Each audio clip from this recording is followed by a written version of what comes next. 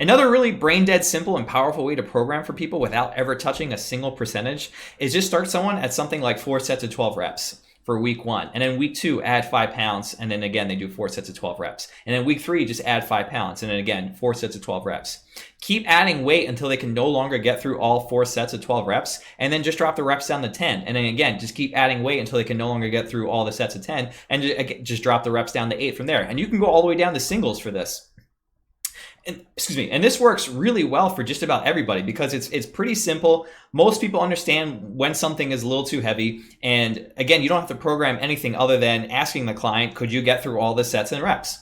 Now, I will say this works the best for people who are a little bit more advanced, people who've been training for a little bit while, people who understand what a grind is and what failure is. But this is pretty simple, and most people are good enough about picking weights that are about right and knowing when things are a little too heavy. So again, if you don't want to touch percentages and just want to progress somebody pretty simply and just worry about the rest of the workout and just give them a really good experience, this is a good way to do it.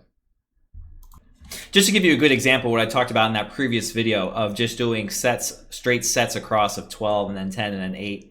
All you're going to do, again, is just give them a weight and then tell them to do 4 sets of 12. And then if they get all 4 sets of 12, you're going to up the weight. And then you're going to tell them to do 4 sets of 12 again. And if they get all 4 sets, then you're going to up the weight. Now, if they fail, then you're just going to drop the reps and redo the weight the following week. So giving this example, we're going to start at 175 on back squat for 4 sets of 12. So they do all 4 sets, fine. And then week 2, 4 sets of 12 at 180. And they do all those fine. And then week 3, we do 4 sets of 12 at 185. And I marked this here red, just saying that they failed to get 4 sets of that 4 set of 12. Maybe they only got like 10, or maybe they only got 11, or maybe it just got really too much of a grind at that point, or whatever reason. They felt like it was too heavy, you felt like it was too heavy, or they just didn't complete all the sets and reps.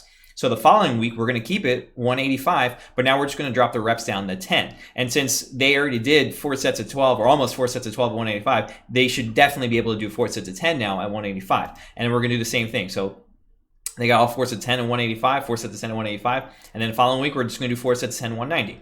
And they likely won't fail this soon, but I just put this for demonstrative purposes. Just say, let's just say that again, 4th set of 190, they couldn't get all 4 sets of 10. So the following week, we're just going to do 4 sets of 8 at 190, and then you're just going to keep progressing that way. And again, you can take this all the way down to singles. You can stop wherever you feel comfortable at, wherever they feel comfortable at. But this is a really good and powerful way to program without ever touching percentages.